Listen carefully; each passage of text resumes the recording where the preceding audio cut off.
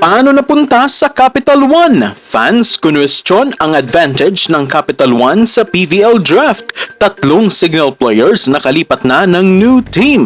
Good day ka-trending. This is Ivan, the new voice artist of this channel. Pero bago yan, huwag mong kalimutang mag-subscribe at i-click ang notification bell para lagi kang updated sa latest Pilipinas volleyball trend. Hindi kailanman naging mas mataas ang pusta para sa apat na huling koponan ng PVL.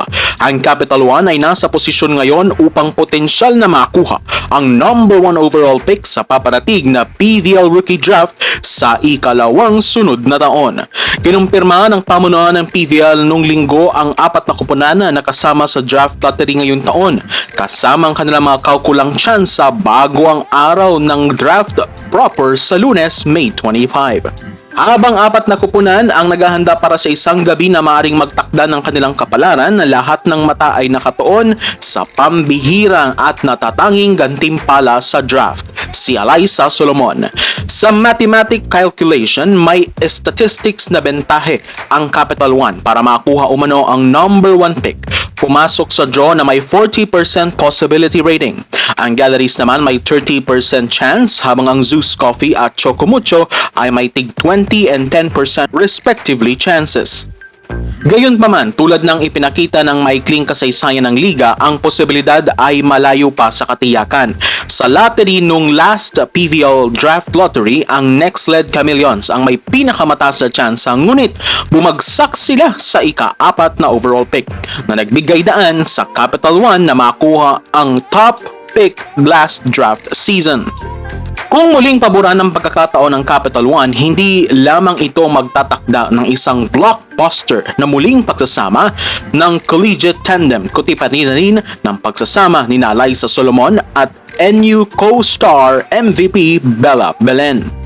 Ang franchise ng Solar Spikers ay handa na para sa isang malaking tagumpay matapos na samantalahin rin ang biglaang pagliban ng Signal Super Spikers sa liga at nakuha ang standout hitters sa sina Vanny Gandler at Erica Santos.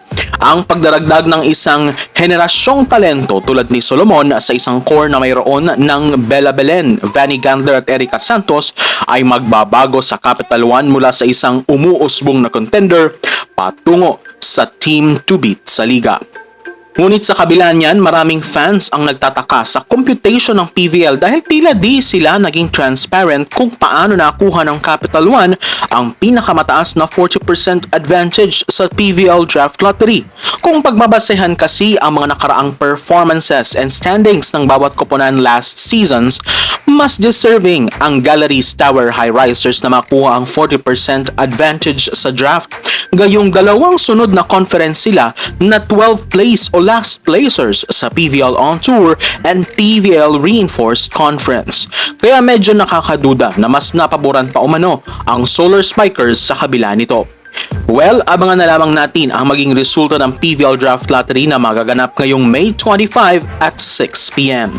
Samantala, handa na si Tin Tiamzon na magdagdag ng isa pang two-way presence sa malalim na wing rotation ng Akari Power Chargers matapos siyang opisyal na pumirma sa Akari team bago ang 2026 PVL On Tour season. Isang linggo lamang matapos ang pagliban ng Signal na nagdulot ng pagbabago sa PVL, nakatagpo agad ng bagong tahanan ang veteran outside hitter ng Akari noong linggo. Ang 29-year-old outside hitter ay bumalik sa pagre-retiro nung nakarang taon at naglaro ng buong season kasama ang HD Spikers na tumulong sa pagpapatatag ng isang rebuilding na koponan na nawalan ng ilang mahalagang piyesa. Ngayon ay sumasali siya sa isang Akari team na patuloy na naghahanap ng matagal nang iniintay na tagumpay matapos na sa gitna ng grupo sa lahat ng 4 na komperensya noong nakaraang taon. Inaasang isasama si Tiamzon sa matinding at masikip na outside spiker rotation ng Chargers na pinapangunahan ni Gretzel Soltones, Ivy Lacsina, Faith Tisperos at Mary Rose Dapol. Kamakailan lang umalis na sa Chargers ang mga liberos sa sina Danny Ravenna at Max Huangco. Ang 29-year-old ang naging ika-6 na dating Super Spikers na nakumpleto ang paglilipat matapos ang pag-alis sa prangkisa sa liga.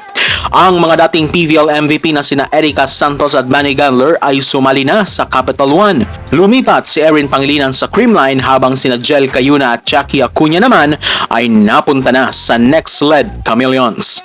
Ngunit, tila malaking tanong pa rin kung sulit ba ang paglipat dito ni Tiamson. Gayong posibleng bihira lamang siya magamit sa team na ito dahil nga sa loaded spikers rotation rin nila.